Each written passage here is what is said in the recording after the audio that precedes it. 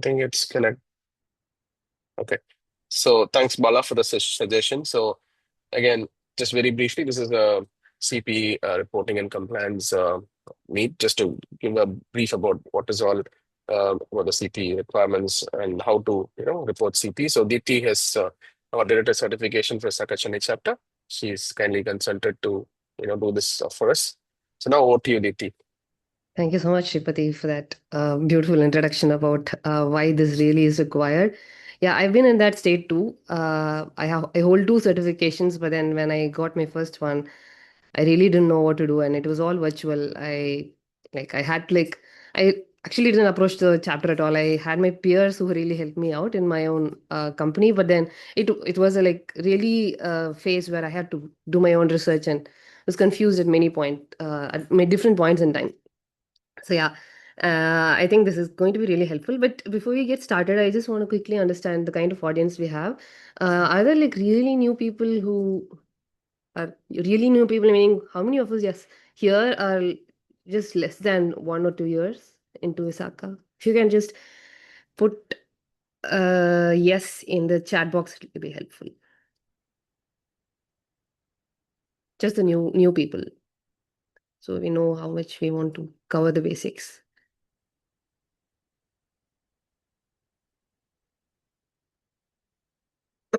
All right. I think that's a good ratio for the current number of participants. Cool. Yeah, I'll share my slides and get started. Just this disclaimer, no CP for this event. So just clarifying again. Thank you, Deepthi, while you open the presentation. Yeah.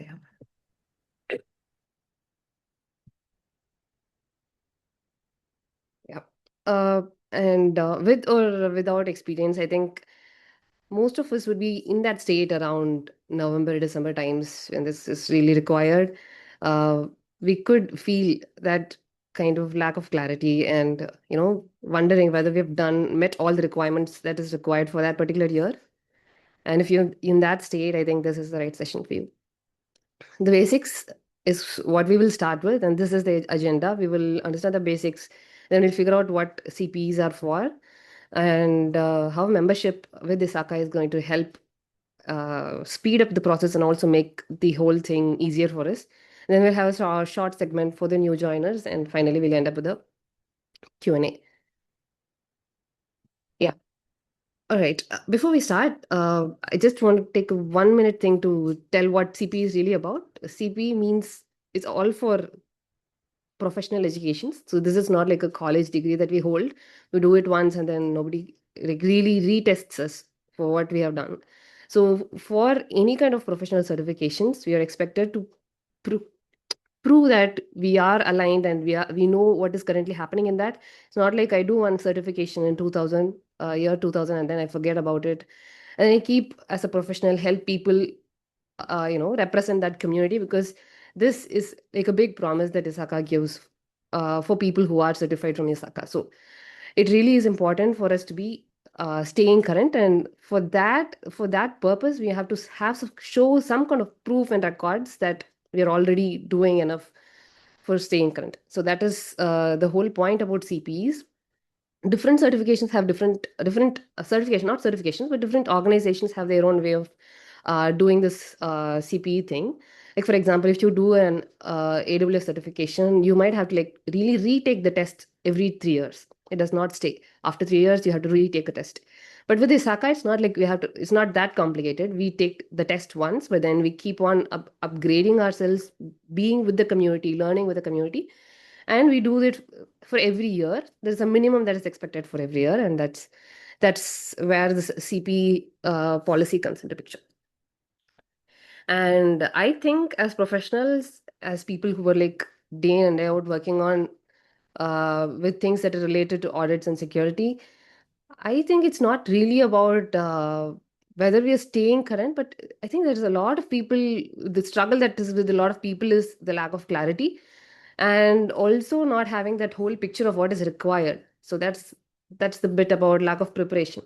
Although I read a lot of blogs and I'm staying current with different in my own ways, we also have to understand what is expected from ISACA for really showing that kind of record that I'm already updated.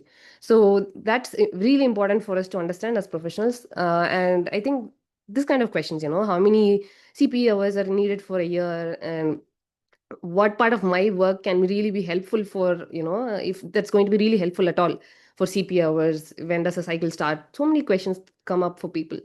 And if we have that level of clarity, I think from the beginning of every year, then we'll still be able to get through without even worrying about CPE hours at the end of the year. So yeah.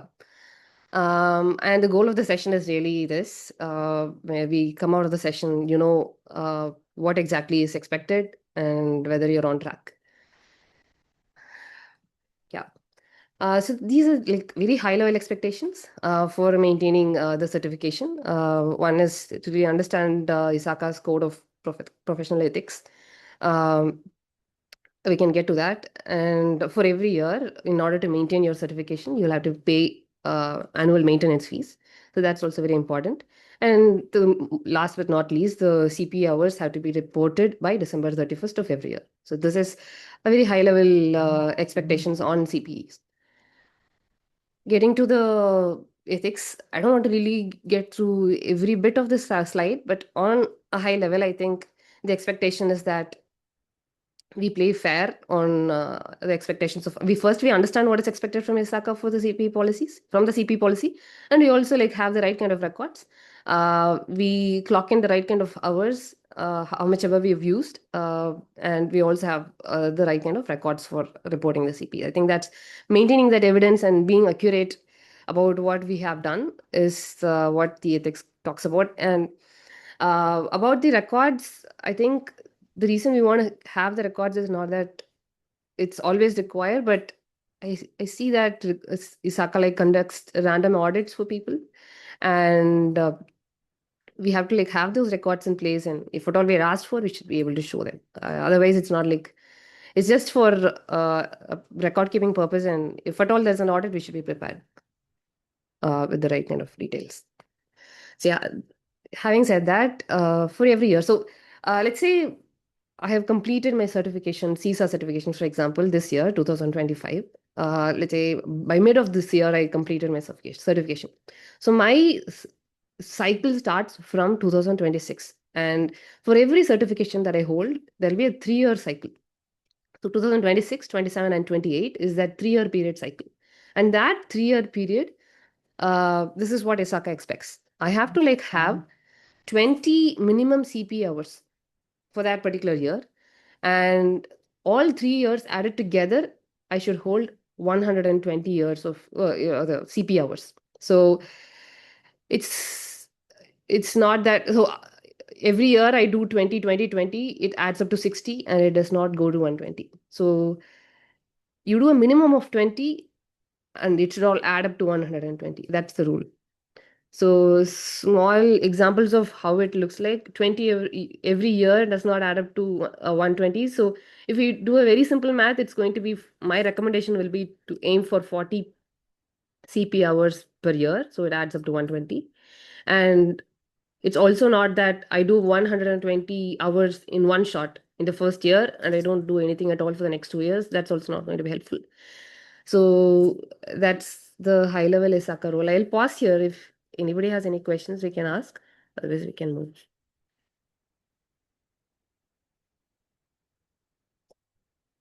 Cool. Then I No think this is, questions, sir. yeah, cool. Thank you. Deepthi, sorry.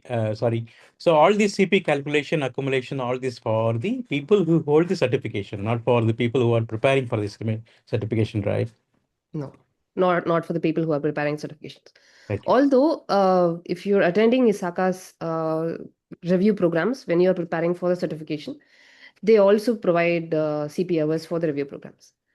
So, like the same example I get to, if you complete the certification by 2025 and attend the review programs, then that can be used for my CP hours once I complete. Thanks. But yeah, this is going to be helpful only for the people who hold certification. Yeah. Hi, Deepthi. Sorry? So yeah, I just have a doubt. Like, so if you're Yeah, doing yeah. certification 2025, it's been mid of like March or April. I mean, completing certification mid of March, April this year. And do we need to go for a claiming for CPE? Once you have the certification in place, then you will be required to. So that your cycle starts from the next year. So from then you will have to have the Okay, from next year claim on, meet. once we need to start uploading. So Yeah, this year is not required. this is not required. Okay. Fine. I And think also we'll let get to us that. know, Yeah, yeah. Also let us know, let me know like how to upload the CPE also. yeah, Just we'll get there. Sure. Deepthi, one question here, Narayan. Mm. I don't know Yeah. whether you'll be covering it later, but it is not strictly courses from ISACA, right? Courses from other professional institutes also will be or can Yes. be taken. Yeah, can be taken. Okay. Yeah. Cool. Um, And yeah, yeah, sorry. sorry, maybe one quick question. So if I hold two certifications from ISACA, say CISA and SISM, and can the same CPE can be applied for both the certifications for the year, or do I have to, take separate ones? Just checking. On a very high level, they can be used as long as they are within the domains of that particular certification. And I think we will get to that in the upcoming slides. And I would say if it's an event from ISACA, then it's going to be very easy for you to use it for both most of the times. Or if we are going to claim it from somebody, some other sources, then we might have to really understand whether it is part of the domains that all the certifications hold. Like if it matches the domains of the certification. Understood. Yeah. So basically, yeah, this next few slides are really designed to show how membership can be very helpful, because with membership, I think it gets it very it makes the very it helps us with a very clear path to have the CPEs in place. This kinds of questions, right? Whether one CPE hour that I have got can be used across certifications. If it's from an ISACA webinar, then it's obviously you're going to be it can be used across, and it's going to be very helpful with membership in place. So on a high level, this is what the ISACA membership is going to give us. We have like really unlimited webinars that are available from people all over the world that we can go through. And the chapter also holds a lot of events for us to be part of. There's also journal quizzes that we have that can help us with the CPE. On this side, these are the things that we can use, and this is about how it really eases the process of CPEs, because whatever content is created, like if I watch a webinar, automatically I have the certificate for that, for attending that, evidence that we spoke about, record keeping and all of that. It's very easy with the membership because it all comes out of the box.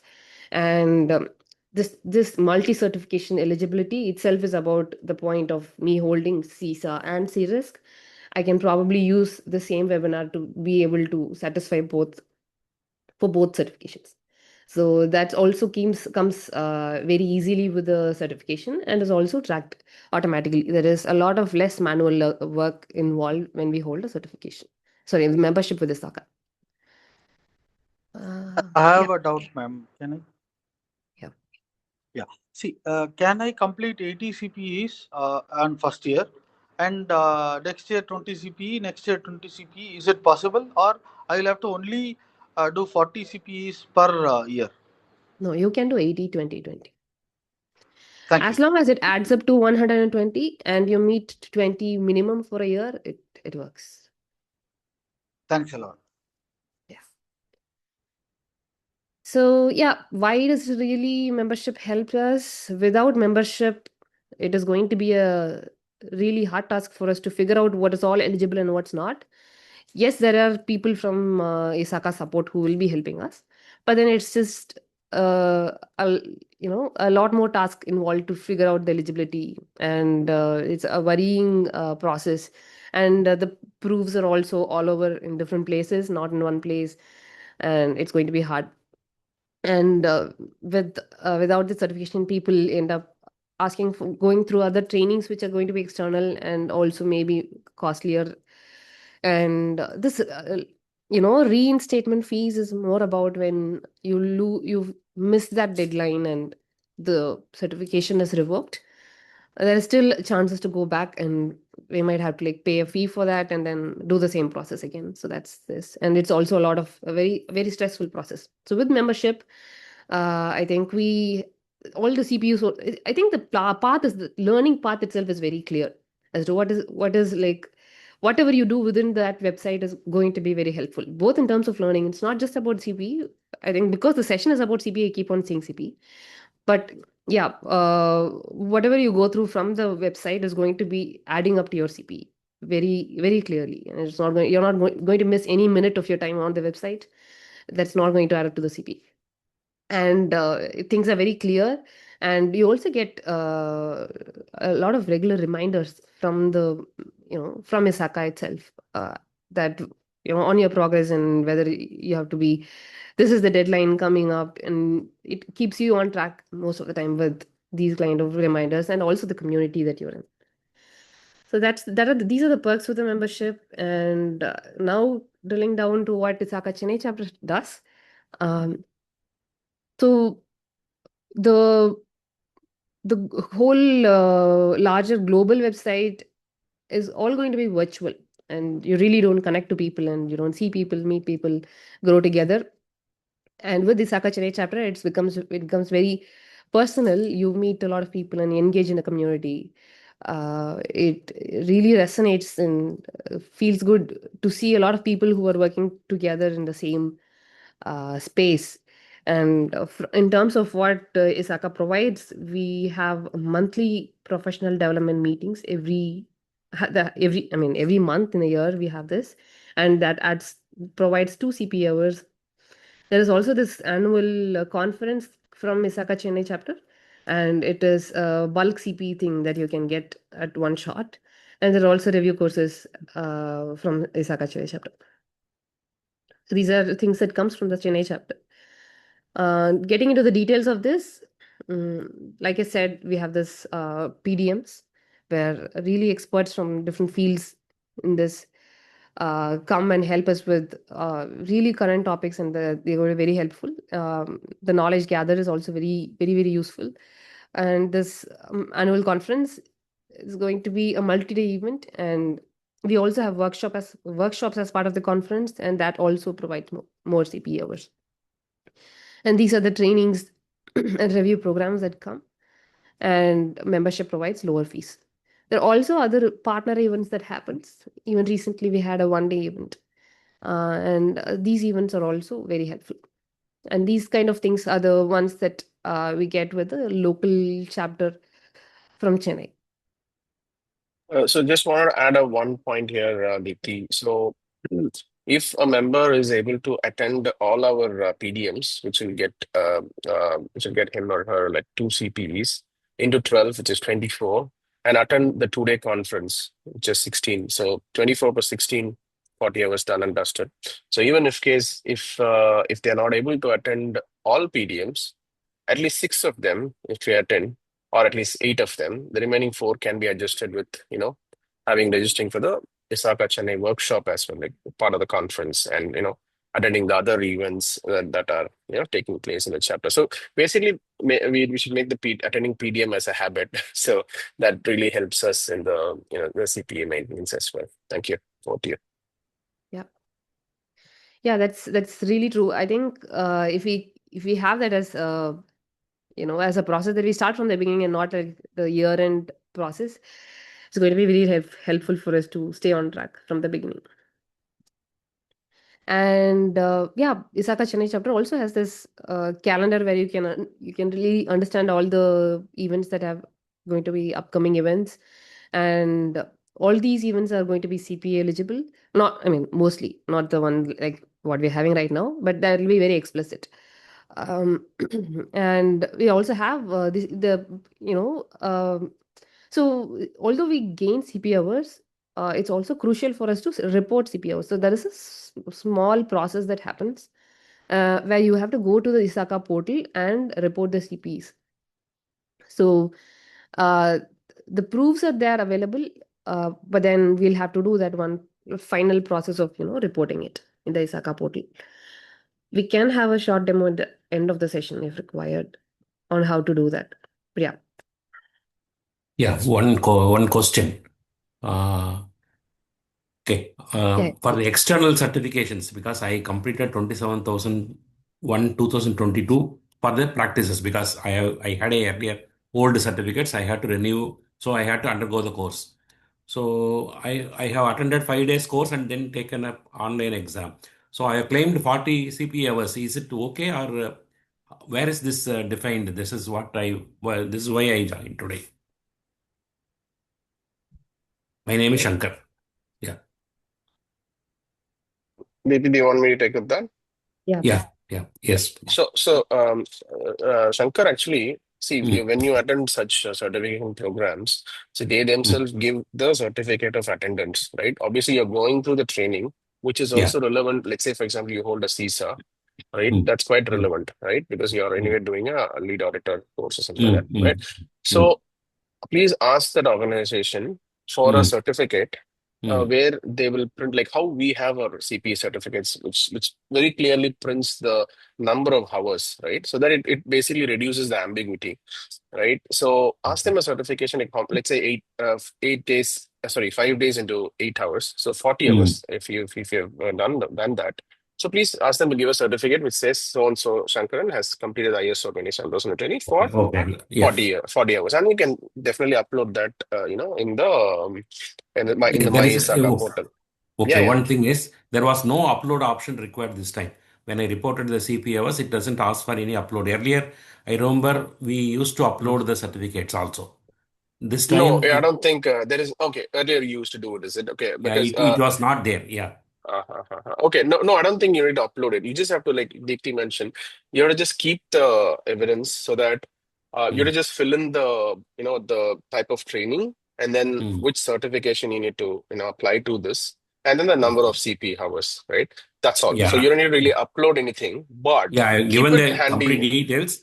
Okay, let me see if anything, because normally when the external certificates are given, they come for audit after 1 year or 2 years, they will ask definitely. Yeah. At that time, we should be ready to keep these records. And okay, thank you. I just had this question. No upload is required. Yes. Yes, no upload is required, sir. Yes, sir. Then what happens is once you do it, the CP, My ISACA CP upload tool automatically generates a certificate for you. Just to, that is, you can download that, it's like based on your entry, you can download your CP certificate and keep it. So that's the option that they gave, the ISACA Global gives us, right? So you don't need to upload anything. Yeah, sure. Thank you. Thank you so much. Yeah, thanks. Now, we spoke about webinars, we spoke about ISACA PDMs and conferences. Now, what else can we do that can count as CP is what we're going to cover now. So, yeah, this is where we, multiple certifications and same CP hours can be used. So if you hold both certifications and you attend, before we go to the other things, but this is about the multiple certifications, you attend a PDM and you can probably use the same CP hours for both CISA and CSIM together, and you don't have to double the work. And that's about this multiple certifications. And this is very easy if you do this, have the membership in place, because it's all of these memberships are in one place and you can do it together.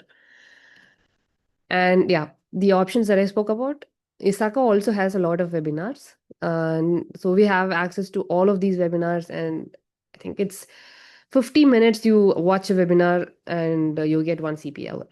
And it's all about watching the webinar. Once it is watched, automatically it gets added to your list of recorded CP hours, and you have to go and report it. So that's about the webinars. We also have these ISACA journal quizzes. So you read the bi-monthly journal and take the quiz and pass the quiz. We get 1 CP hour for that. And this is only for the members. Apart from these, volunteering with ISACA also helps us a lot in terms of CPEs.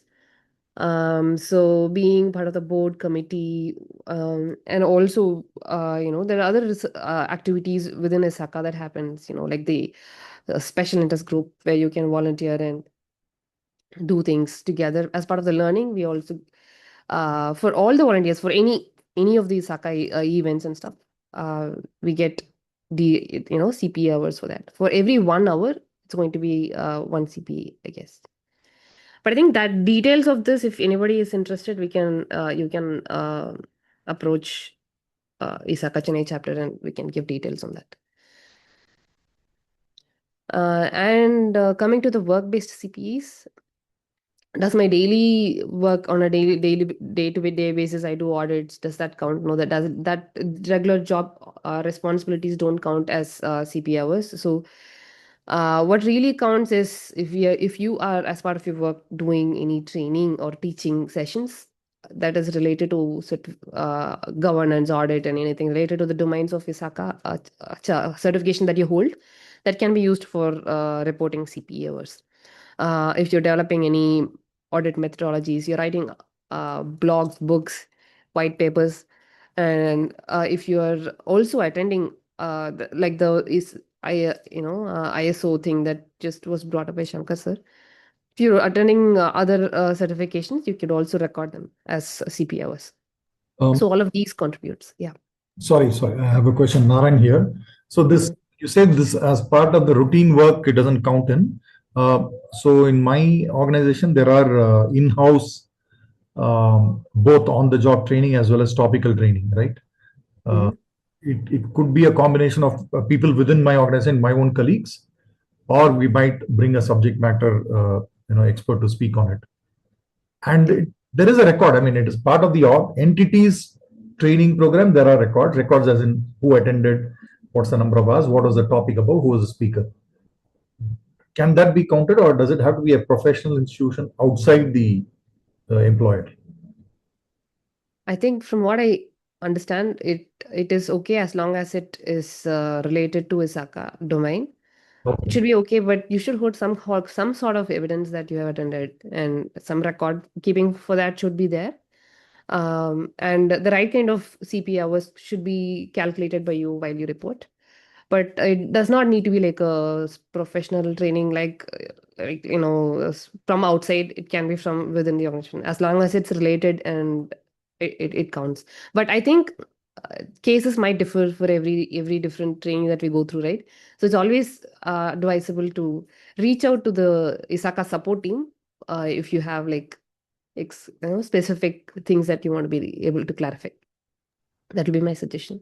Okay. Sripathy, do you want to add anything to this? Well, I think it's perfect, Deepthi. So what you said is perfect. Just that, since if, let's say, for example, EA audit, some sessions happening, so which is connected to the audit of information systems, right?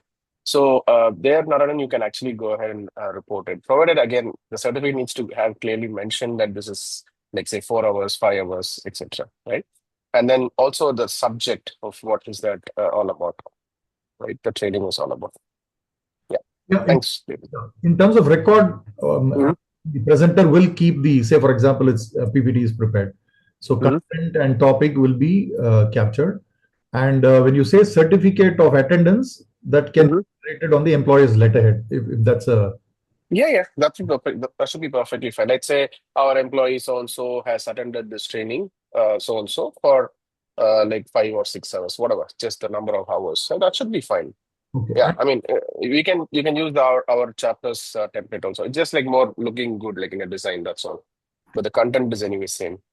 Sure. And can I meet the entire 40 using that? That was also my primary question. So we do have, multiple disciplinary teams. So it could be an internal audit, it can be on systems audit. Of course, I do understand it had to be relevant to the certificate. Yeah. But other than that, if I can meet the 40 hours as part of my employer training programs, is that It should be acceptable only, sir. I don't think that's a problem until it is related to the profession and related to the domain areas of the certification. It should be perfectly fine. Thank you. Yeah. Thanks. Yeah, hi, Puvi here. Just a quick question. So generally it's 1 hour is 1 CP, right? Yeah. It is, yeah. So yeah, Okay. ISACA says 50 minutes for one CPE. Okay. And also, as you said, the trainings that we attend, every training, external training company have their own template of giving certification. Some of the certifications, they don't mention hours, they mention a 5-day course or something like that. Is that okay? Or you specifically, we have to mention the number of hours in the certification? Because some of the trainings I've attended externally, they've just given us 5-day course completed on so and so. So just checking how that works. I think you can do the math yourself. If it's going to be an 8-hour training and you take a break for 1 hour, you can just register 7 hours per day and calculate how much it's going to be. That's Yeah, what that's I fine by read. me. Just wanted to check how Oh, I don't think it has to be very explicit. Okay. All right, cool. Thank you. But, yeah, but it's good practice to be printed as like hours, so that you know what happens in audit. What happens is you need to really send something again to as a proof so it's good to be like hours. But yeah, but easily you can just say 5 days means like 7 hours, 35 hours. It's perfect, and that makes sense. Yeah. Yeah. Okay. Thank Yeah, I think that's all I had. Just for the new joiners, thing that I really want to clarify was that there is one small advantage which is basically you got certified in 2024. Your mandatory reporting starts from 2025. So even if you completed by Jan of 2024 or June of 2024, till for that particular year and till the end of that year, we don't have to really do the CPE hour reporting. Only it starts that particular 3-year cycle starts from 2025. That's something that I wanted to clarify. Moving on, we've been talking a lot about CPEs. So is membership only for CPEs? Not really. I think the whole point is about learning and education and being up to date. So there is a lot of rich content available, and we're definitely going to be benefited from all over the world. Lots of people, experts are speakers out there are giving webinars very frequently, and they're going to be very helpful.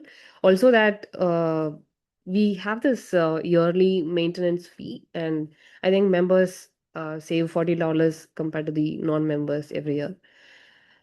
And as always, it helps a lot to be able to have that kind of network apart from whatever we have within our organization. This is a great gang of people who talk about relevant things in this domain. Yeah. So these are links that we wanted to share. We will share this presentation so you can take a look at all of these helpful links on CP requirements. For every certification, they have a policy. So there is a CISA CPE policy, CSIM CPE policy, and everything that we discussed, even in more detail, it is explained there. And I think that should be very, very helpful if you go through one of these. So, One thing which I want to stress out is if you can go back to the previous slide, Deepthi. The number that you see in the screen is quite really, really helpful because it's a 24-hour helpline, and you can log a complaint or you can ask questions. Like if you're going to take up an examination, if you have questions on like where I need to take up the examination, those kind of details, right? And anything like post even examination. It's a very good help, and I personally um, gained a lot from that. It's really helpful for me.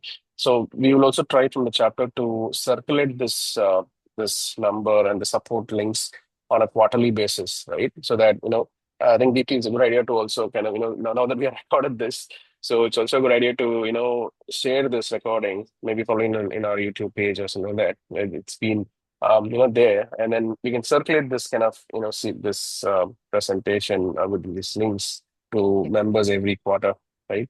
So that was very useful. So and the support website that you can see there is support.isaka.org. That's also quite helpful if you don't want to pick up the phone and talk. You can just raise a request and they will definitely get back to you. Sometimes it may get delayed due to some traffic therein, and especially due to Christmas time and etc. But then otherwise they're prompt and they respond back to us, in the early lead time possible. So just want and there's an FAQ, also nice FAQ there in the global page if you want to take a look at it. Yeah. And sorry, over here again. So how many CPEs that we get if we gain a new certification within ISACA? Say I already have a CISM and I've cleared my CISA, let's say. So the CISA exam clear should add on to an amount of CP if I'm not wrong, right? Yes, there is a number of, I think if I'm not wrong, 20, but let me cross check that for you, Puri, because you know what, that's clearly there in one of the the FAQs, if I'm not wrong. But you can definitely check it out actually. So probably we can also get back to you on that. But I think it's 20, if I'm not wrong. Yeah. You're right, Sripathy, 20. 20, yeah. Okay. Fine. Is there any questions in the chat? Okay. All right. So Sripathy, can you throw more light on the details like Group A, Group B, or those specifics? Anything you want to talk? Because there are two categories where you log in your credits. Can you throw a little more detail on this? Because I know you've touched this whole topic on a very high level. I'm sure it will benefit. Like there were many questions around what I attend something other than what ISACA provides. How do I log in? I think some of those will get clarity if you can break it down into those two sections where you report and how does that tie into what you do other than just work, right? It'll be helpful if it was there in the covered as part of the session. So just help me understand. What do you mean by the Group A, Group B? While you report, there are two categories on which you report, right? That, or am I mixing it with CISSP? I don't know. Yeah, because I think we just have that's a mix-up with CISSP. Yeah. Sorry. Exactly. Correct. But there are a couple of points I think I can add. Like attending for the certificate itself, someone was asking what is the format and all. No, there is a format in the ISACA policy. You can take that. There's a suggested template for getting the certificates from anyone. That's one thing. Second one is even attending vendor presentation, things are eligible for claim CPE hours. But there is a cap on that. What is the total number of hours you can claim on that head is something which is given there. Yeah, that is a form. Similar thing is there for all of them. Yeah, right. I think we can access it from where? Yeah, there's a CPE policy. Yeah. You can get it from there. So I also have a question here. When you say that you attend the training sessions of ISACA, it gets auto uploaded to your membership portal, but I still have to click it and add it to my reporting CPE, right? Yes. Okay. Yeah. Can that be just so that there was a question, I think, like if it is non-ISACA programs, I just simply have to type in the title and the topic or the hours. Is that correct? Okay. Correct. Yeah, you add a new CPE record and then you have to say how many hours it was for. So, Deepthi, so what happens for just a small thing around here? So, if you're doing for a session that is non-ISACA, like non-ISACA Chennai even, let's say someone said in the organization that they do it, like how Deepthi is showing there, you can go and add that. But for the chapter uploaded events, what happens is the entry is already created and in a draft state, right? It says unapplied hours in the portal. Yeah, I think that's great. I think if you can bring up that something, it says unapplied hours. If you can just go a little bit up, actually. Actually, I uploaded everything. So. Oh, you updated. I can show mine if you want. I'm just in the page. Okay. I can just give a quick example. Let me share a screen. Yeah, that was my question, Sripathy. Thank you. Yeah. So what happens is here, if I go, hope my screen is visible now. So yeah, there you go. So since I'm part of the marketing assistance program and I was the vice president of the chapter, so you can see this apply here. So what I just do is I just say plus here, and then I just start applying this. That's all. Add it to my there you go. So this becomes this comes to this page here, and then the start date ended, and this qualifying activity is something that the ISACA Global has put it, and you can modify that basically, right? And then I can just say 2020 and save and close. Okay. So and then the other question is, so if I have non-ISACA ones, at least the ISACA ones I can understand, we can apply. The non-ISACA ones, I'll have to do entry for each training session, right? Yes. So like, for example, like Deepthi was showing you, right? So add CPE record, it takes you to this field where you have to just key in all this information. So without which, like say save and close, it will ask all the feeds, like, please enter title, blah, blah, blah, sponsoring organization, start date, all this thing, qualifying activity. So this is the type of, the qualifying activities that you can report on, actually. Okay. But if I have attended, say, 10 sessions of, say, 2 hours each, and 20, can I bunch up the activity saying various programs and then say 20, or should I have to say 2, 2, 2, and then create 10 record? I think it's better to have each, so that each topic would be different, right? And or give up like one. It's just about details there, because if you attended 10 events, you just have to have the 10 events listed on, because that should be relevant to your, because you can't just say various events and then make that relevant, right? So I'm trying to say, yeah. I have a record for myself.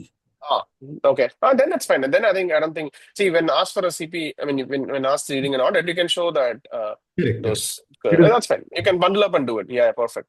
Okay, it is auditable. I mean, there is a track with the date, the organization conducting it, the top. The answer. Yeah, that should be perfectly fine. Yeah, may I add something on that? You see, when you put it as various heads, I mean, various topics and something or various sessions, you are straight away probably asking for an audit. Yes, if you individually list the sessions, it will not come up. Yes. I am telling yes. All external certifications, they will easily pick up for audit. So they will not ask this year. They will ask after 1 year. Then we will find it difficult to go back and trace. So better to report as clearly as possible in minimum whatever number of times. It is only record is going to be maintained by ISACA. So don't bother about that. Especially when you don't put various. If it is a single program which you do it in multiple, I mean, like some training programs, they last for 2 hours each day. The same training lasts. There you can give that training as the head, and then you say different dates. That's fine. But when you have different topics, make them as separate. That would be good for you. Okay, sure. Okay. Yeah, sometimes what happens is we quit organizations, right? So let's say the organization has sponsored this training, and we would have kept on the organization's drive or something like that. Obviously, those kind of really gets us into trouble. So it's always better to have these outside, meaning keep a record outside of your organization's file, library, and etc., like a personal space where you can really have it showcase for the audit. Yeah, and I agree with Vijay sir's solution. And I'm not sure who spoke next actually. There's one other point, Sripathy. For example, I think Deepthi was giving the example. If you complete the certification, let's say in the middle of 25, and your cycle starts from 26, the CPEs you earn in 25 after that certification up to 26 will be you can club it with the first year of your cycle. Yeah, that's right. Correct. That's perfectly right. It's just to give a typical example. If someone clears a CISA in June 2025, and then they get certified also within the year end, right? Let's say they get certified by November after applying for the certification. So their cycle starts typically in 2026 to 2028. So whatever training they undergone, let's say for passing for the preparation of CISA, they might have taken a CISA review program in the chapter or somewhere else. So that 34 hours or 30 hours can be reported for 2026. There is a relaxation for that first year exam passes. Yeah. So I just want to make it clear there. Thank you. I want to make one clarification. See, there was a question related to passing other professional exams. So there are a couple of caveats, right? Let's assume somebody want to appear for a Google or a Microsoft or a Azure. That is related to the domains which are respective to the specific certification. So that is applicable if you have passed that, and then you can claim it. And initially I thought that it is 20 hours. I just now attempted to enter a number more than 20 hours. It still went ahead and then accepted. Make sure that when you put certain items, you have substantiation in terms of your preparation and other details. You have passed the exams and other details. I just tried a number beyond 20 as well, and then it sort of the system sort of accepted. So I just wanted to reiterate that just be careful whenever you are putting a higher number. Have a clear passing certificate and make sure that that certification is recognized and can be easily correlated to the security aspects of the certification what you are shooting it for. Thank you. Thanks, Bala, for that. I think someone had a question. Yes, Sripathy, this is Rakesh here. Yeah, if you could share the screen previously which you were showing, where the manual record where you can enter the details. Previously, a gentleman. Yeah, my question is that previously a gentleman did say that he happened to complete ISO 27001, the latest version, and he's supposed to claim a couple of hours, I think 40 hours if I'm not wrong, right? So which option, or would it be more apt here? Because there is a cap here on certain aspects. When you click on qualifying, all right? Yeah, you can use, like, for example, if I just quickly can say non-ISACA professional activities. Okay. Yeah, that works. That is mentoring, right? That comes under mentoring. No, mentoring is separate. No. Yeah, mentoring is separate. You can see here just above. So non-ISACA professional activities is where you can, cover that, like ISO training. Okay. Now, what about ISO 42001? Should I choose it as AI-related professional education activities or non-ISACA? No, you can choose either one. Perfectly fine. I mean, these are not the more not so important things, but you can choose anything. Like anything which is relevant to you as a judgment, you can use it. You can use it both AI as well as or non-ISACA. Anything is fine. There's no real, rules to use. You should use only certain qualifications. Right? Just that it needs to be logically connected to what you're doing. That's all. Okay. Fine. And I should have the number of CPE, number of hours for that particular course and the completion of that course. And if at all, if there is an exam, correct? Right. Yeah, exactly. In the CPE policy, upon completing number of training hours is one calculation, and also clearing the exam you get for each hour two CPE, if I'm not wrong. Does it apply to the non-ISACA professional education exam? Sorry, come back again. I think I didn't get you there. So definitely not 1 hour, 2 CPEs. It's only 50 minutes, one CPE is counted. So that's not the correct reference. I think his question was related to taking an exam. For every hour of the exam you take, you get 2 CPEs. I think that's what I remember. Okay, I wasn't aware of that. No, I wasn't aware of that, Vijayakumar sir. Is that your question? Yes. So not only the 40 hours of training which I have attended for a particular non-ISACA professional, some examination, okay? Let us consider it as ISO 42001. Then on the 6th day, I give my exam. So it is like 3 hours. So does it mount 40 plus 6 CPE, or is it only 40? No, I think we need to go and refer the CPE policy for that. Or you can write to the ISACA support clarifying this, because I'm sure they will have some list of the allowed certifications outside of ISACA, right? So I'm sure they will be able to answer this query for you, if not us. Okay, thank you, Sripathy. Thank you. Yeah. Thank you, everyone. Bye. Sripathy, just excuse me. Please bear with me as I'm repeating my question here. So can you scroll down to that qualifying activity, please? The drop. Yeah, sure. Yeah, there's one category called that summary CPE where Yeah, that's what I have been using. Is that that's why I asked my question whether I can bunch up. So that's what I think you got your answer. So it's a easy pickings for the audit Okay. team, Fine right? from that, So it's permittable, right? It's there in the it's list. permittable. It's Yeah. permittable. It's just that you'll be audited. Okay. It's sort of like you're on a speed camera, by the way. Okay, I'll go slow. Thanks. Yeah. All right, good. So I'll just end my screen share to see if there's any more questions from the people who have joined. Okay, so I don't think we have more Hi, Sripathy, questions. Mahir here. Oh, okay. Yeah, go ahead. So, Sripathy, you were discussing about the ISACA may audit the CPE records, right? Mm-hmm. So, I have a concern on that. So, Mm-hmm. this year, I completed my 3-year circle and Mm-hmm. I have acquired 120 plus CPE from ISACA. But I Mm-hmm. have not downloaded any certificate in my local machine. So, should I need to worry about it or what I need to do? Meaning, what was your source of the CPEs? Was that with the PDMs, organization?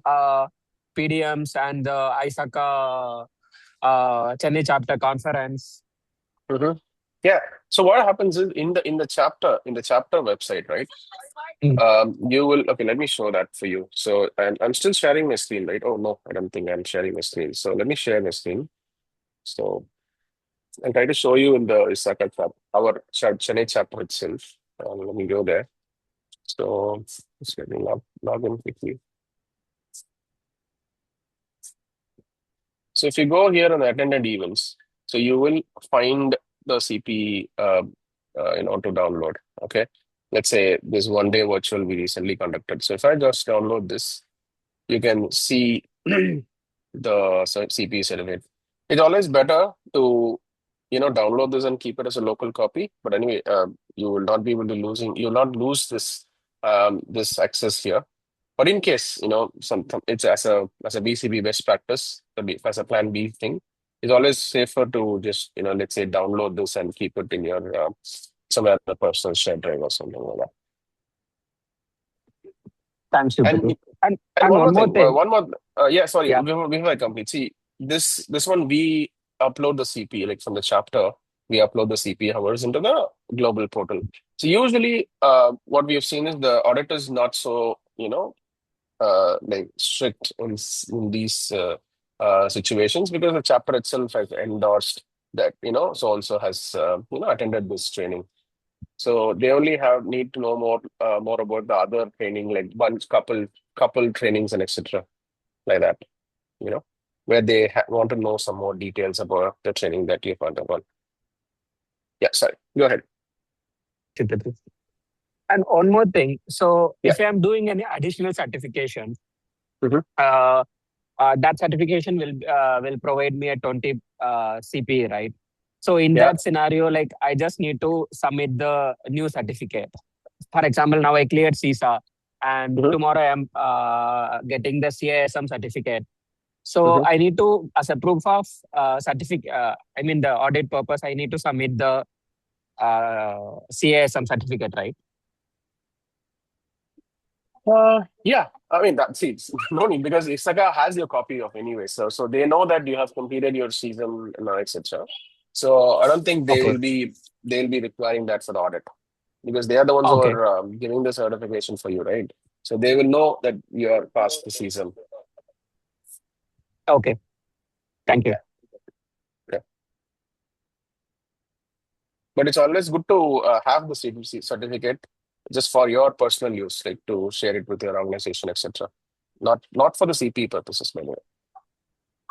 Sure. Okay. So any further questions before we wind up?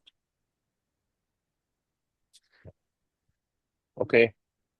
So thanks, Bala. I think I'm seeing that you are active in the chats and answering the questions. Thank you so much. And my thanks to Deepthi as well, who's put up this presentation. So what we will do is we will share probably just give us some time to process the videos.